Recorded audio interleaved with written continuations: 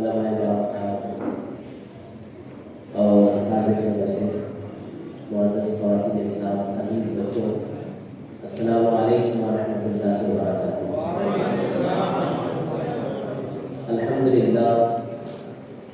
للہ رب العالمین والعاقبۃ للمتقین والصلاة والسلام علی سید الانبیاء والمرسلین وعلى آلہ واصحابہ الطیبین الطاہرین، اما بعد فاعوذ باللہ من الشیطان الرجیم، بسم اللہ الرحمن الرحیم۔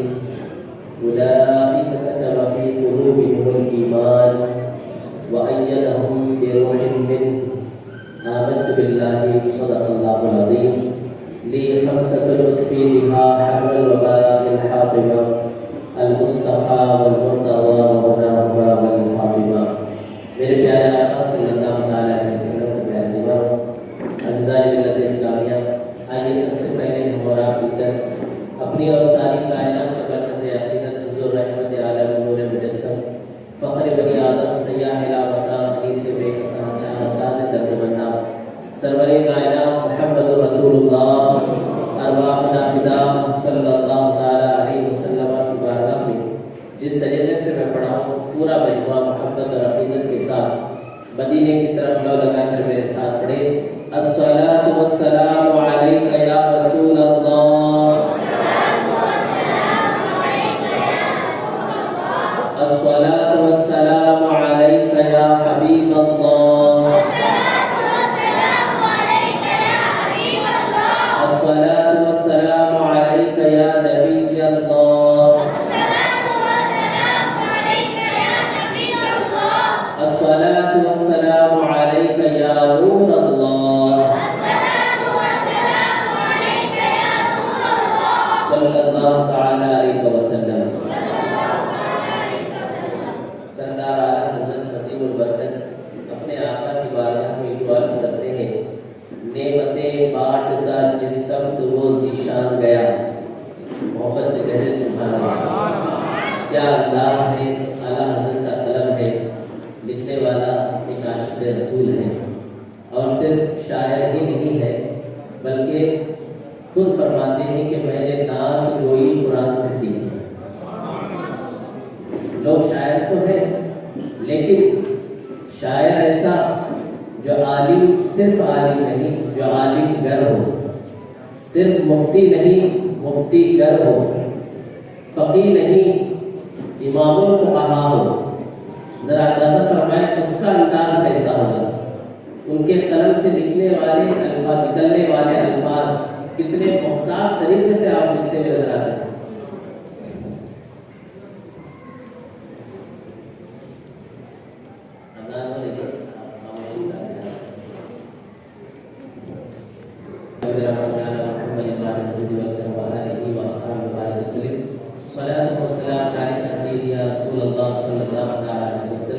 تو یوں عرض کرتے ہیں اپنے آقا کی بارگاہ کہ نعمتیں بانٹتا جس سمت وہ ذیشان گیا، ساتھ ہی منشی رحمت کا قلم دان گیا، لے خبر جلد کے غیروں کی طرف دھیان گیا، میرے مولا میرے آقا تیرے قربان گیا۔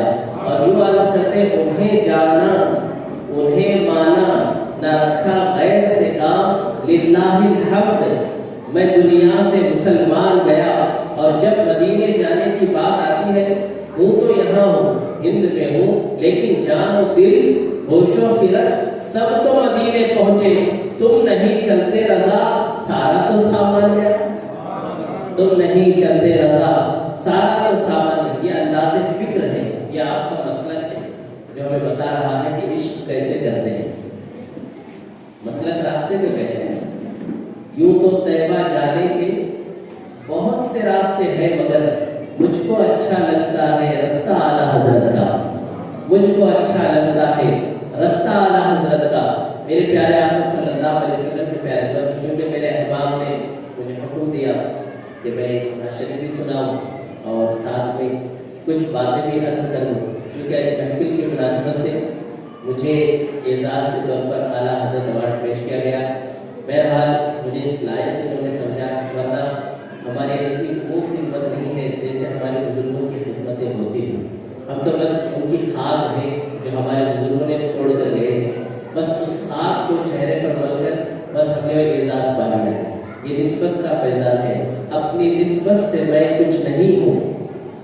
अपनी निस्बत से मैं कुछ नहीं हूँ, इस अमल की बदौलत बड़ा हूँ, उनके टुकड़ों से एजाज पाकर ताजदारों की सफ में खड़ा हूँ, उनके टुकड़ों से एजाज पाकर ताजदारों की सफ में खड़ा हूँ।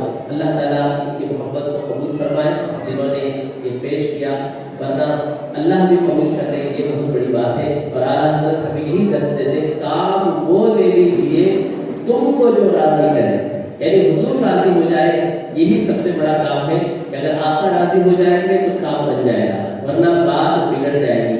मेरी बात बन गई है तेरी नाम पढ़ते पढ़ते। बहरहाल मेरे प्यारे आका सल्लल्लाहु अलैहि वसल्लम के प्यारे दीवार, आइए आला हज़रत का एक कलाम के चंद अशआर पढ़ने की सआदत हासिल करता हूँ, फिर इंशाअल्लाह तबारक तआला इस सफर जारी रहेगा। फिर मेरे बाद भी आपको खिताब से बात करना है, मिलकर के पूरा मजमा तवज्जो के साथ मदीने की तरफ लौ लगाकर पढ़े सल्लल्लाहु अलैहि रसूल अल्लाह वसल्लम अलैका या हबीब अल्लाह, मिलकर सल्लल्लाहु अलैका या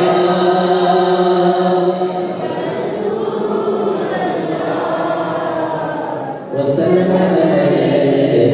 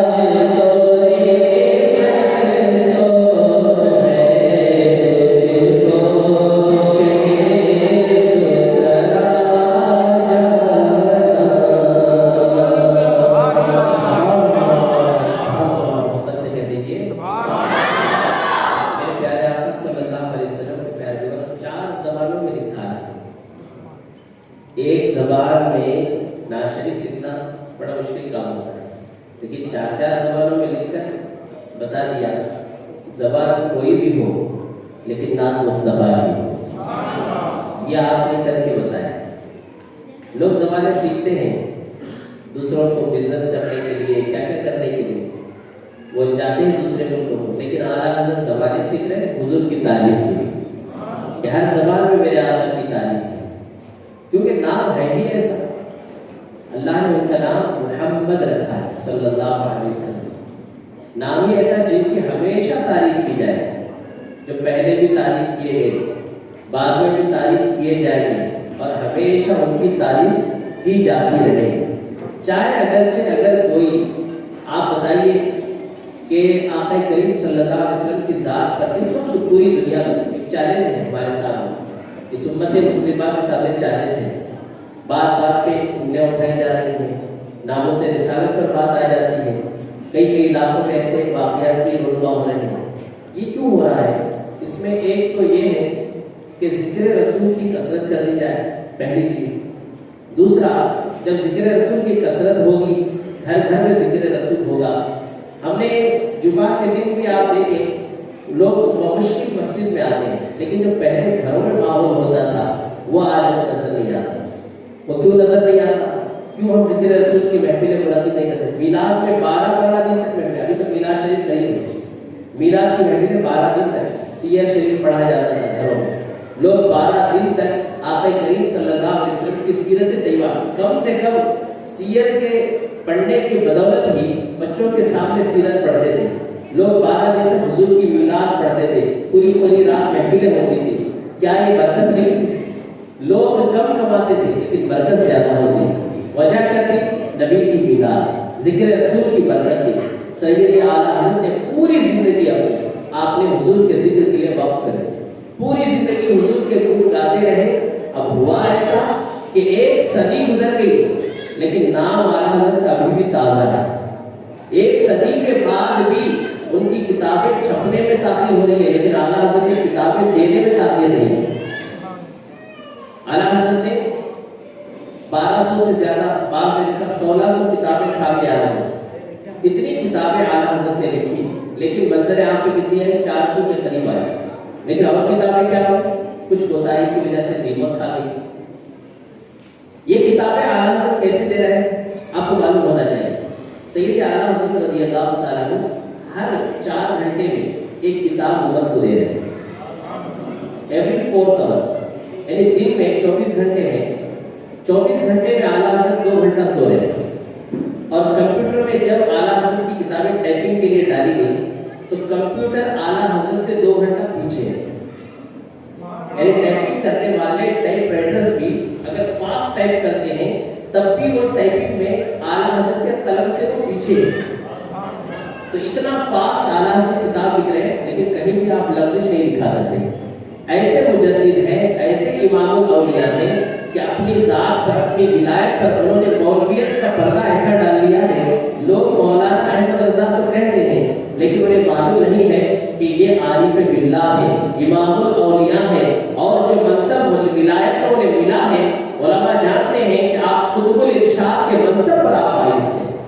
یہ منصب اولیاء اکرام ہے، رجال الغیب ایک کتاب ہے، اس کے اندر لکھنے والے مصنف نے اولیاء اکرام کے 48 درجے بیان ہیں، اور بھی زیادہ ہے، لیکن 48 درجوں میں سب سے پہلا مرتبہ غوث اعظم کا ہوتا ہے، اور غوث اعظم کائنات میں ایک وقت میں پوری کائنات میں ایک ہی غوث اعظم، جیسے ہمارے پیران پیر غوث اعظم دستگیر، اس وقت کائنات میں آپ کے زمانے سے لے کر امام مہدی رضی اللہ تعالیٰ عنہ کے ظہور تک آپ ہی غوث اعظم ہیں، آپ ہی کا زمانہ ہے، آپ اندازہ فرمائیں کائنات میں ایک غوث اعظم ہوتا ہے، اور اس کے بعد دوسرا مرتبہ جو ہوتا ہے ایک جو ہے قطب کا ہوتا ہے، اور اس کے بعد تیسرے میں قطب الارشاد کا ہوتا ہے، تو تیسرے جو اولیاء اکرام کے درجوں میں 48 درجوں میں جو تیسرے نمبر کا درجہ ہے اللہ تبارک تعالیٰ نے سید اعلیٰ حضرت کو عطا فرمایا ہے، قطب الارشاد کے منصب رفاعی سے۔ کیا کیا علم تھا آپ کے پاس؟ علم نہیں تھا، علوم تھے۔ لوگ آپ دیکھیں کوئی فزکس کا پروفیسر ہوتا ہے، کوئی میتھمیٹکس کا پروفیسر ہوتا ہے، کوئی جو ہے فلاں فلاں سبجیکٹ کا پروفیسر ہوتا ہے، انگلش کا لے لیجیے، لیکن اعلیٰ حضرت کیا ہے؟ دینی علوم تو اپنی جگہ ہے، اس کو آپ اپنے جو ہے نا اس کو رکھیں، اس کو سائڈ پہ رکھیں، وہ تو آپ جانتے ہیں۔ امام احمد رضا جب کہتے ہیں تو علماء کرام اس کو سمجھاتے ہیں، لیکن اسٹرانومی اگر جاننا چاہتے ہیں اعلیٰ حضرت ماہر نجوم ہے، ماہر نجوم کے اسٹارز کا جو علم ہے وہ اعلیٰ حضرت جانتے ہیں، اس میں آپ پروفیسر نظر آتے ہیں اسٹرانومی کا۔ آپ دیکھیں اسی طریقے سے بہترین سیکریٹرسٹ بھی ہیں آپ، جتنے چیزیں فزکس آپ جاننا چاہتے ہیں اعلیٰ حضرت کو دیکھیں۔ جب تھیوری آئی، گیلیلیو کی تھیوری آئی کہ earth is revolving around the sun and all other planets revolving around the earth, جب یہ کہا اعلیٰ حضرت نے کہا کہ نہیں، زمین ساکن ہے۔ ایک کتاب عطا فرمائی آپ نے جس کا نام تھا فوز مبین، رد فی حرکتی زمین، یہ کتاب اعلیٰ حضرت نے عطا فرمائی اور اس کتاب پر ریسرچ چل رہی ہے اور گیلیلیو کی تھیوری جو تھی وہ فیل ہوتی ہوئی نظر آ رہی ہے۔ اب آنے والے آپ دیکھیں ڈارون کی تھیوری، برسوں سے آپ بھی پڑھے ہیں، ہم بھی پڑھے ہیں کہ انسان بندر کی اولاد ہے۔ ایولیوشن کے بارے میں بتایا گیا، جب ایولیوشن کے بارے میں کہا گیا تو آپ مجھے بتائیے کہ اس زمانے کے بندروں میں ایولیوشن ہوا تو جو اس زمانے میں ہم جو اگر کسی کی عمر یہاں پر جیسے ابھی ہمارے معزز جناب محمد حسین صاحب ماشاءاللہ انہوں نے 23 سال تک اذان پڑھی ہے، سبحان اللہ، اور اس سے بھی زیادہ الحمدللہ۔ یہ اذان پڑھنا بہت بڑا اعزاز ہے، بہت بڑا اعزاز۔ قیامت کے دن مؤذن کی گردنیں جو ہے وہ بہت اونچی ہوئی، دنیا پہچان جائے گی یہ وہ بندہ ہے جس نے اللہ کے نام کو بلند کیا تھا۔ یہ اللہ کے منادی تھے دنیا میں اور پکار پکار کر اللہ اکبر، اللہ اپنی آواز کو اللہ کے بندوں کو پکارنے کے لیے استعمال کیا پوری زندگی 5 وقت۔ اب جب انہوں نے استعمال کیا یقیناً ان کی گردنیں قیامت میں اونچی ہوگی، لوگ کہیں گے یہ کون ہے جن کی گردنیں بلند ہیں؟ پکارا جائے گا یہ حضرت بلال کے عاشق بھی ہے، بلال کے ساتھی بھی ہے، حضرت بلال کی گردن بھی اونچی رہے گی، وہ امام المؤذنین ہوں گے اور یہ سارے مؤذنین ان کے پیچھے پیچھے چلتے ہوئے جنت میں داخل ہوں۔ تو اب یہ جناب حسین صاحب نے اگر ان کی عمر لے لی جائے 1939 پتہ ہے تو کتنی ہوگی یہ، اور 60 اور 22 82 83 ہو گئے نا، 83 سال، یعنی 83 ایئرس۔ اگر ان کی عمر ہی لے لی جائے، اگر ان سے پوچھیں کہ آپ نے بھی اپنے زمانے میں بندر دیکھے ہوں گے، 80 سال میں ان بندروں نے کوئی انسان بنا ہو تو بتا دیجیے، کوئی واقعہ تو نیوز پیپر میں آیا ہوگا کہ یہ بندر انسان ہو گیا کہ ایولیوشن ان بندروں میں کیوں نہیں ہوا؟ ڈارون نے تھیوری دے دی اور سب اس کو پڑھ رہے ہیں، ایمان وار پڑھ رہے ہیں، لیکن قربان جائیں گے پہلا انسان جو زمین پر، جو قرآن کا انسان ہے، جو ڈارون کا انسان ہے وہ بندر کی اولاد ہے، جو قرآن کا انسان ہے وہ حضرت آدم علیہ السلام ہے۔ یا حضرت نے ہمیں یہ ساری چیزیں بتائی، وہ ساری تھیوریز کو فیل کر کے بتایا، یہ ساری تھیوریز یہ ہیں۔ سر ضیاء الدین صاحب کو کون نہیں جانتا، بڑے مشہور میتھمیٹیشین تھے، پڑھ کے آئے تھے، ولایت سے پڑھ کے آئے تھے، اس زمانے میں ولایت کہا جاتا تھا، آؤٹ آف کنٹری سے جو پڑھ کے آتے تھے، بہترین میتھمیٹیشین تھے، لیکن ایک پرابلم میں سلیوشن نہیں ملا تو پریشان ہو گئے۔ تو اب اس پرابلم کے سلیوشن کے لیے اب وہ کیا کر رہے تھے کہ وہ سوچ رہے تھے کہ واپس میں وہاں جاؤں، ولایت جاؤں، لندن جاؤں، وہاں جا کے میں سالو کر کے آؤں۔ تو جو وہاں پر موجود ایک ان کے ساتھی جو وہ بھی پروفیسر تھے، وہ سرکار اعلیٰ حضرت کے مرید تھے۔ انہوں نے کہا کہ ارے اتنا لمبا سفر کیوں کریں گے، یہاں سے علی گڑھ سے تو بریلی بہت قریب ہے، تو بریلی چلے جائیے۔ کہا وہاں کون ہے؟ کہا مولانا احمد رضا ہے، ہمارے مرشد ہیں، وہ حل کر دیں گے۔ کہا مولانا بھی حل کرتے ہیں میتھمیٹکس کا پرابلم، کیا مولانا حل کرتے ہیں؟ کہا جانے میں کیا حرج ہے، لندن ہی جا رہے ہیں تو تھوڑا سا گھوم آنے کی نیت سے چلے جائیے، تھوڑا سا چلے جائیے۔ وہ گئے، آئے اعلیٰ حضرت کے پاس، اعلیٰ حضرت کے سامنے بعض نے یہ بھی لکھا کہ اس وقت اعلیٰ حضرت تھوڑا سا طبیعت آپ کی عجیب، تو آپ نے ان کو بتایا گیا کہ یہ فلاں فلاں ملنے کے لیے آئے ہیں اور یہ مسئلہ ہے۔ انہوں نے پوچھا کہ کیا ہے میتھمیٹکس کا پرابلم کیا ہے؟ جب پرابلم دکھایا گیا اعلیٰ حضرت نے بغیر لکھے ان سے کہا کہ تم لکھو میں بولتا ہوں، تو بولتے چلے گئے، یہ ایکویشن ہے، یہ ہے فلاں ہے، اس کا یہ آنسر ہے، یہ طریقے سے بولتے رہے, آخر میں جب سولوشن ان کو مل گیا, اعلیٰ حضرت کے قدم پکڑ لیے. کہا جب بریلی میں جس پرابلم کو سیکھنے کے لیے, جس میتھمیٹکس کو سیکھنے کے لیے میں لندن ہزاروں لاکھوں خرچ کر کے اس زمانے میں گیا, یہاں تو چٹائی پر بیٹھ کر مولانا احمد رضا سکھا رہے ہیں. یہ سید اعلیٰ حضرت ہے.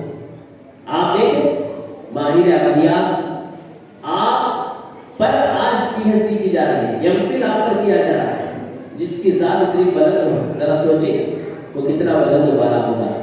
آپ کے والد گرامی علامہ نقی علی خان رحمۃ اللہ تعالی علیہ جو امام المتکلمین ہیں, اللہ اکبر, جب آپ کو سبٹریکشن, ایڈیشن, ملٹیپلیکیشن اور یہ ساری چیزیں آپ سیکھ گئے تو آپ کے والد سے کہا کہ اور سیکھنا چاہتا ہوں. کہا اس پر محنت مت کرو, اس پر زیادہ محنت مت کرو, سرکار غوث پاک کے در سے تمہیں مل جائے گا.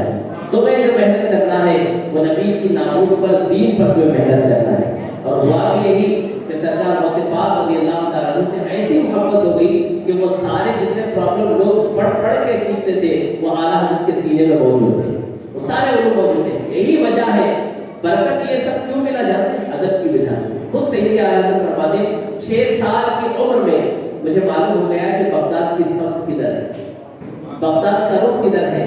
جب سے مجھے معلوم ہوا ہے احمد رضا نے کبھی بغداد کی طرف پیر نہیں پھیلایا. ذرا اندازہ فرمائے, لوگ غوث پاک کا غلام تو کہتے ہیں, لیکن یہ بتائیے کیا ایسا بھی ادب کسی نے کر کے بتایا؟ اسی لیے ان کا مسلک اتنا عظیم ہے. یہ ادب والا مسلک ہے, وہی مسلک ہے جو صدیق اکبر نے عطا فرمایا, یہ وہی مسلک ہے جو فاروق اعظم نے عطا فرمایا, یہ وہی مسلک ہے جو امام اعظم نے, امام شافعی نے, امام محمد بن حنبل نے, امام مالک بن انس نے, اور جتنے امام بخاری ہو, امام ترمذی ہو, امام طحاوی ہو, امام جو ہے ماتریدی ہو, جتنے بھی بزرگان دین گزرے ہیں ان سب مسلک کو نچوڑ کر کے امت کے سامنے پیش کرنے والے کا نام احمد رضا ہے. وہ امام ہے, کیوں نہ قربان جائے. 104 سال ہوا, لگتا ہے ایسا کہ 104 ایئرس ہو گئے؟ مجھے تو نہیں لگتا. ایسا لگتا ہے کہ ابھی ابھی آپ کو مثال ہوا. آپ کلام پڑھتے تو کلام میں تازگی دیکھیے, جھوم جاتے ہیں لوگ, سمجھ میں نہیں آتا جھوم رہے ہیں. قرآن شریف سمجھ میں نہیں آتا, جس طریقے سے عربی میں قرآن شریف کو سمجھ جاتے ہیں اور قرآن پڑھنے کے بعد انسان کو معلوم ہے کہ اللہ کا کلام. ایسے ہی اردو کے کلاموں میں بہت سارے لوگوں نے کلام لکھے ہیں, لیکن اعلیٰ حضرت کا جب کلام پڑھتے تو سمجھ میں آ جاتا ہے یہ کسی اور شاعر کا کلام نہیں, یہ اعلیٰ حضرت کا کلام. اس کی وجہ کیا ہے کہ خود اعلیٰ حضرت فرماتے ہیں کہ میں نے نعتیں جو لکھی ان کی نعتیں قرآن اور حدیث سے ماخوذ ہیں. اس میں آپ کو مل جائے گی. شفاعت کے بارے میں پڑھنا چاہتے ہیں, دیکھ لو حدیث ہے. ان کا شعر پڑھو گے, شفاعت کے بارے میں کوئی حدیث مل جائے گی. ان کے نعتیں پڑھو گے, ہر ایک روایت ملتی چلی جائے گی. یہ ہے, اسی لیے شاعر نے کہا, غالباً حضرت علامہ سید اشرف ماہروی دعوت برکات القدسیہ, وہ خود فرماتے ہیں کہ مینار قصر رضا تو بلند کافی ہے, تم اس کے پہلے ہی زینے پہ چڑھ کے دکھلا دو. فتاوائے رضویہ تو ایک کرامت ہے, ذرا ہدایت بخششی پڑھ کے دکھلا دو, ذرا ہدایت بخششی پڑھ کے دکھلا دو. آئیے ایک کلام اور سرکار عالم نے, چونکہ میرے احباب نے یہی کہا تھا کہ تھوڑی سی بات بھی ہو جائے اور تھوڑی سی نعت بھی ہو جائے, دونوں چیزیں ہم لے کر چلتے, مل کر کے میرے ساتھ پڑھیں. صلی اللہ علیہ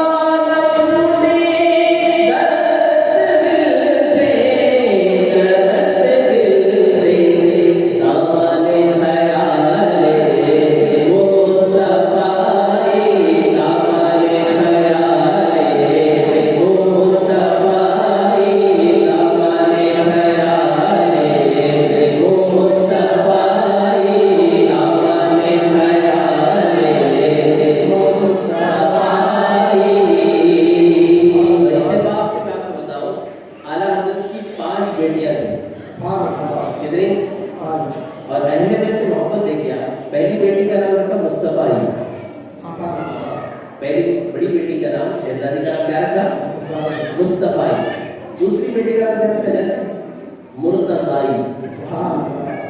मुर्तजाई। अच्छा, तीसरी बेटी का नाम कनीज हसन। चौथी बेटी का नाम कनीज हुसैन। और जब पांचवी बेटी की रखा कनीज हसनैन। क्या मोहब्बत है? ये आला हज़रत शहजादे हैं। जब बड़ा बेटा हुआ तो मोहम्मद हामिद रजा रखा, और जब छोटे हुए तो मोहम्मद मुस्तफ़ा रजा रखा। तो ये आप देखिए, निस्बत देखिए हुजूर से उनके अहले बैत से क्या मोहब्बत है आला हज़रत को।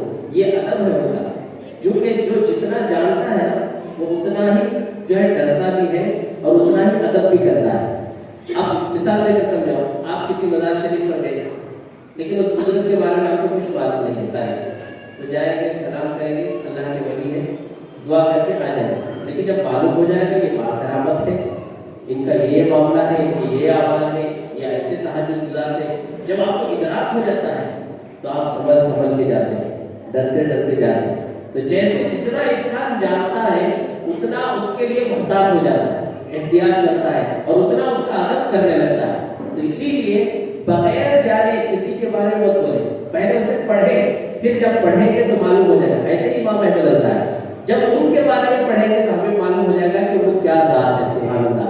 तो आप कहते हैं जब बात आई तो यहाँ पर भी इस नाज शरीफ में भी मुस्तफ़ाई मुस्तफ़ाई जिक्र आ रहा है, तो बार बार कहते हैं ऐशा में जमाल मुस्तफ़ाई, ऐशा में जमाल मुस्तफ़ा। ये आला हज़रत की तड़प है।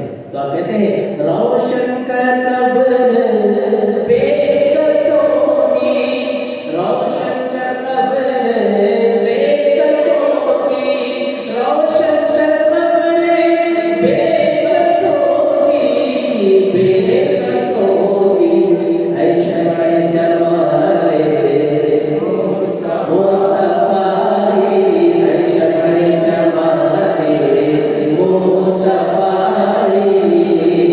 अल्लाह ना छोटे दस्त दिल से, अल्लाह ना छोटे दस्त दिल से, अल्लाह ना छोटे दस्त दिल से, दस्त दिल से, दामने ख़याले मुस्तफ़ाई, दामने ख़याले मुस्तफ़ाई, ऐशा में जमाले मुस्तफ़ाई। और आगे कहते तकदीर चमक उठे रज़ा की, तकदीर चमक उठे रज़ा की, तकदीर चमक उठे रज़ा की, रज़ा की, ऐशा में जमाले मुस्तफ़ाई, ऐशा में जमाले मुस्तफ़ाई, ईमान है हाले मुस्तफ़ाई, कुरान है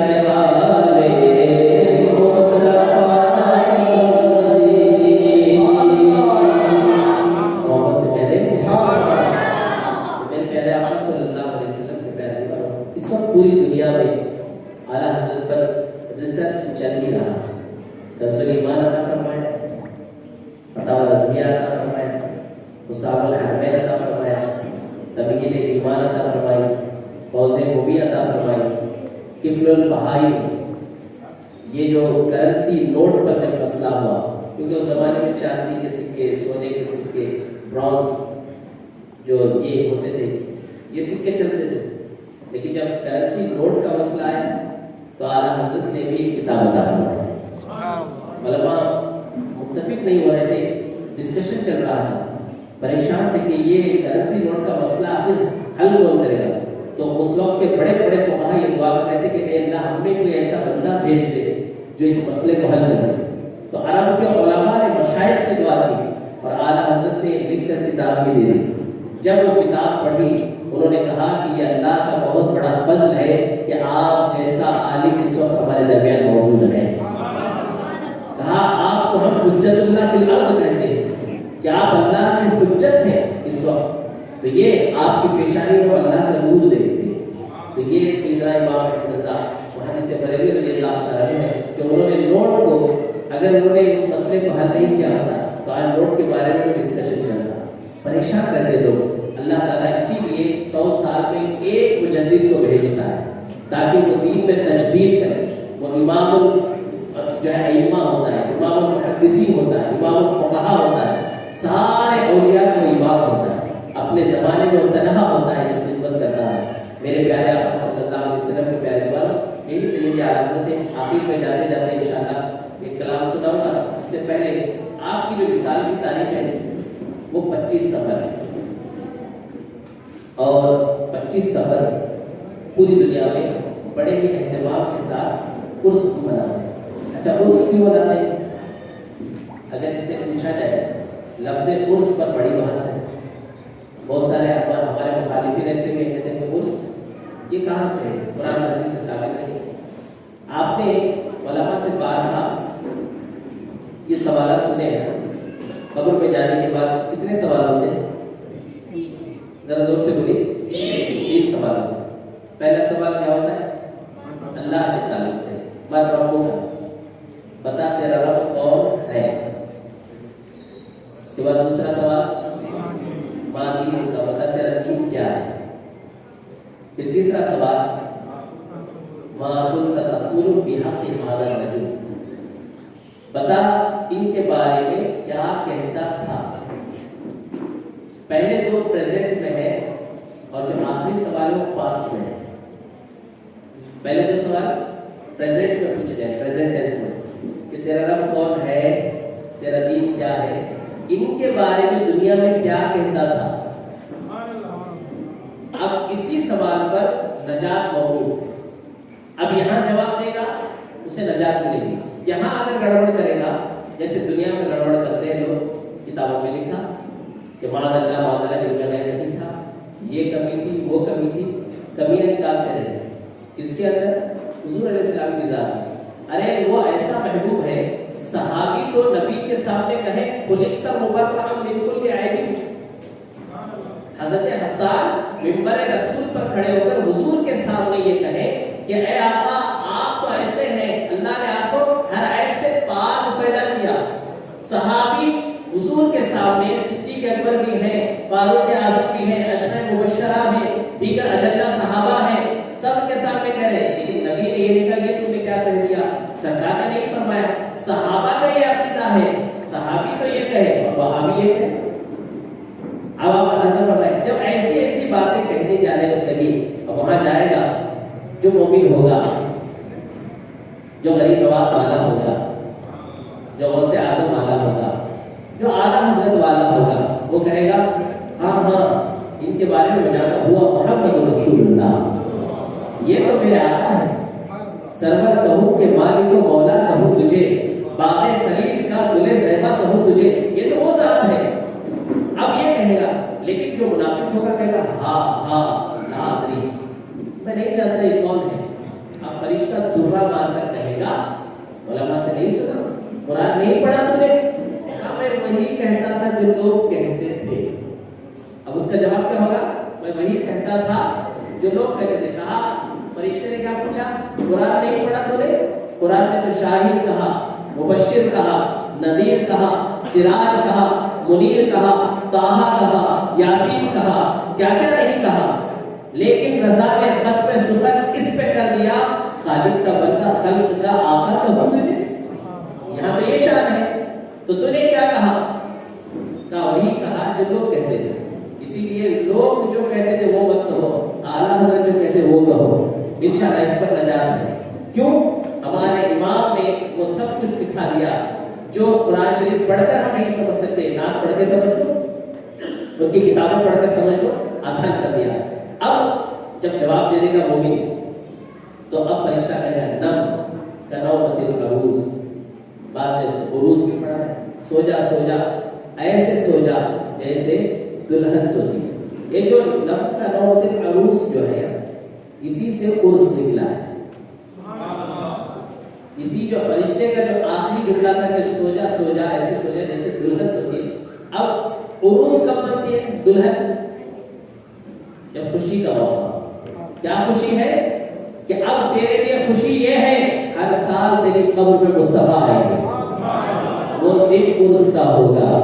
اب جو عرس کا دن ہوتا ہے لوگ سمجھتے اتنے لوگ آ گئے اعلیٰ حضرت کے عرس میں, غریب نواز کے عرس میں, بندر عباس کے عرس میں, اولیاء کرام کے عرس میں ہزاروں لوگ رہتے ہیں. میں یہ کہاں سے آ گئے, کس نے بلا دیا؟ تو آپ بتائیے بغیر بلائے ہزاروں لوگ جو آ رہے ہیں, یہ دیوانگی ہے, یہ کون آ رہا ہے؟ کیوں جانتے ہیں؟ ان کی قبر میں حضور تشریف لاتے ہیں. ایک ولی کی ملاقات اس دن نبی سے ہو جاتی ہے, وہ برکت لینے کے لیے لوگ اوپر میلہ لگا دیتے ہیں.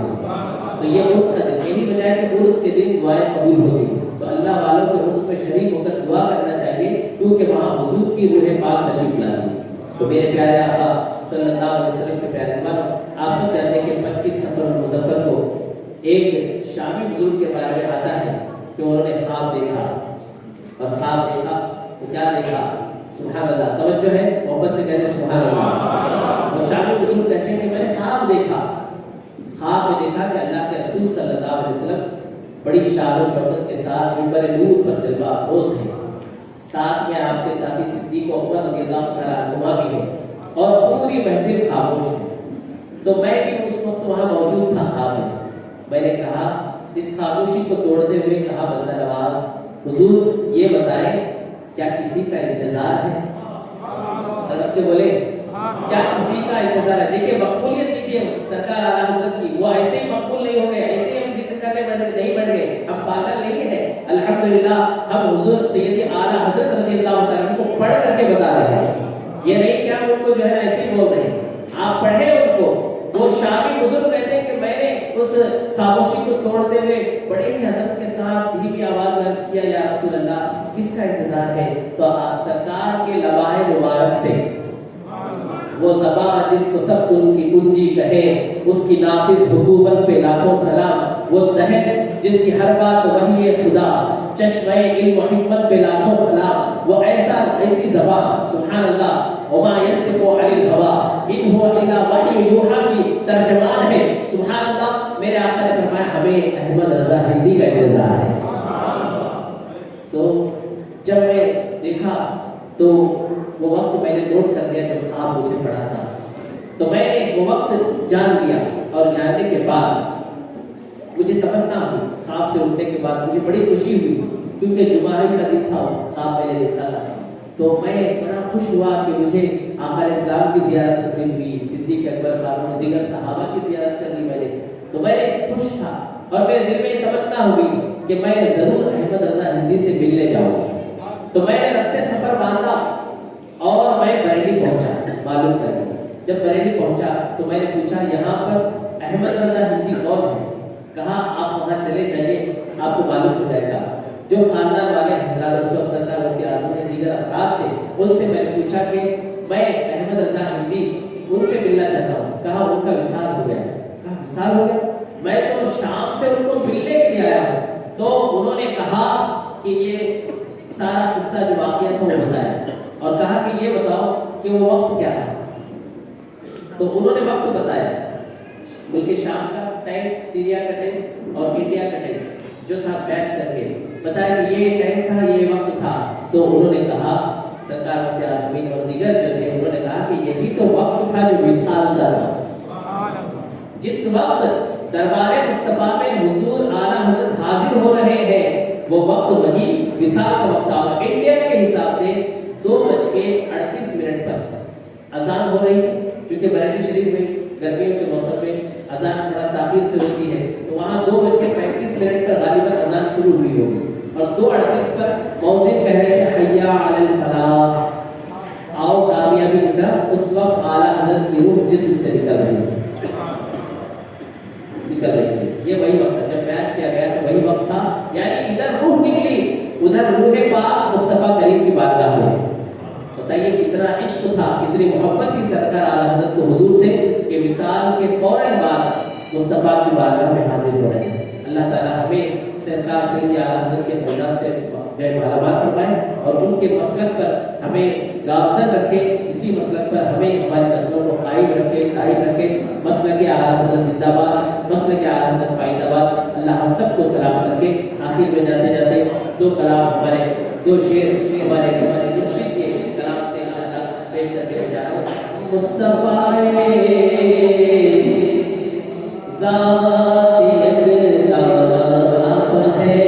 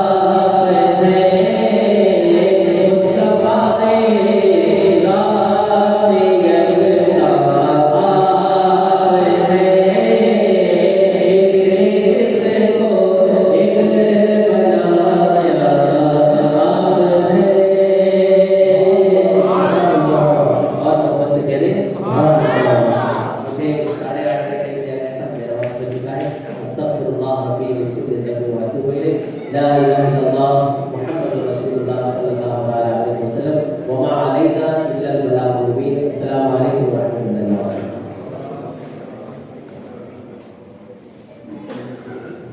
سبحان الله. السلام عليك يا رسول الله. الصلاة والسلام عليك يا حبيب الله. الصلاة والسلام عليك يا نبي الله.